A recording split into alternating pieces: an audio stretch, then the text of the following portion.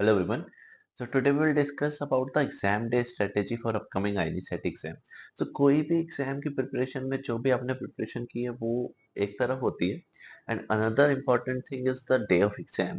तभी लोग बोलते हैं ना कि यार लक अच्छा नहीं था या it was not my day.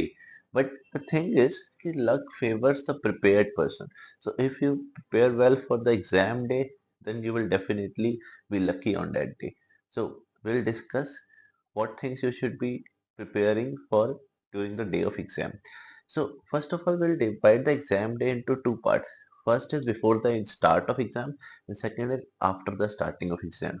So before the start of exam चीजें पहले डिस्कस करते हैं. तो फर्स्ट थिंग इज कि आपको ना अपना स्केड्यूल अभी से ठीक करना शुरू करना है so that you can have good sleep और आपको रात को उस टाइम पे उसी टाइम टेबल के हिसाब से नींद आए.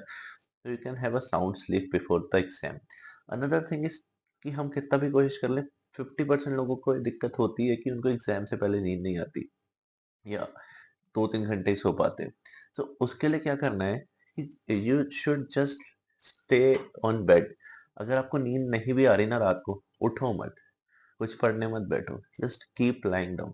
बिकॉज ठीक है आप चाहे सोए 3 घंटे बट अगर आपने 8 घंटे सिर्फ लेटे भी रहे ना तो यू विल फील रिलैक्स्ड. तो this is the only option eight that point of time, क्योंकि अगर नींद नहीं भी आ रही तो you should just lie down and phone वगैरह मत चलाओ उस टाइम पे so that your mind can relax. It is the most important thing. Other than that reach well before time on your centre.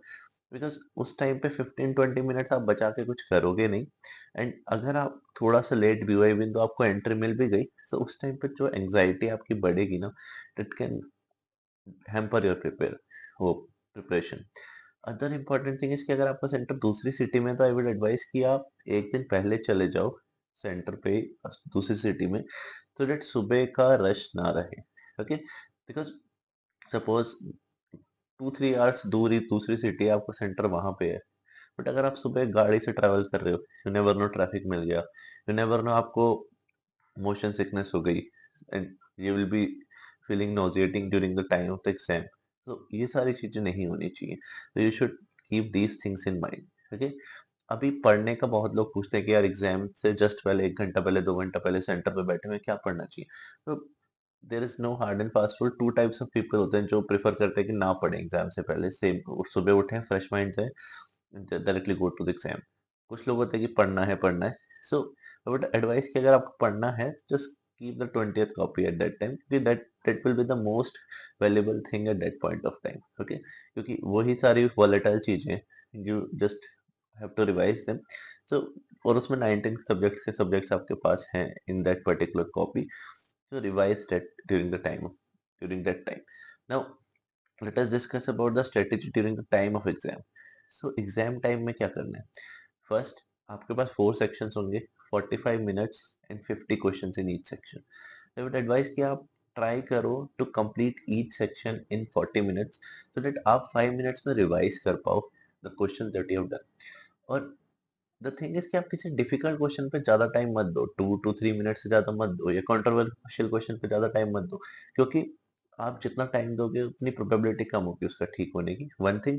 दूसरा, अगर आपने कोई डिफिकल्ट क्वेश्चन ठीक कर भी दिया और 2 इजी क्वेश्चन गलत कर दिए ना तो that will bring down your rank. So your target in while attempting paper should be कि आपका इजी क्वेश्चन गलत नहीं होना चाहिए. डिफिकल्ट क्वेश्चन गलत होता है चलेगा बट इजी क्वेश्चन गलत नहीं होना चाहिए.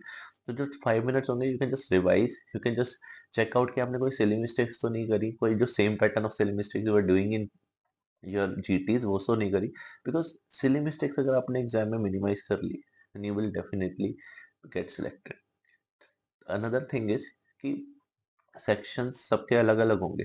सो हो सकता है कि आपको कोई सेक्शन डिफिकल्ट मिल जाए but you should not carry forward that emotion, क्योंकि सपोज कोई सेक्शन खराब भी हो गया और अगला सेक्शन बहुत ही अच्छा हो गया आपका जो इजी आया. तो it will be a cumulative result. ऐसा नहीं है कि किसी के एक सेक्शन में ज्यादा आ रहे हैं या एक में कम आ रहे हैं तो उससे रैंक पे कोई फर्क पड़ेगा. So your cumulative marks should be more.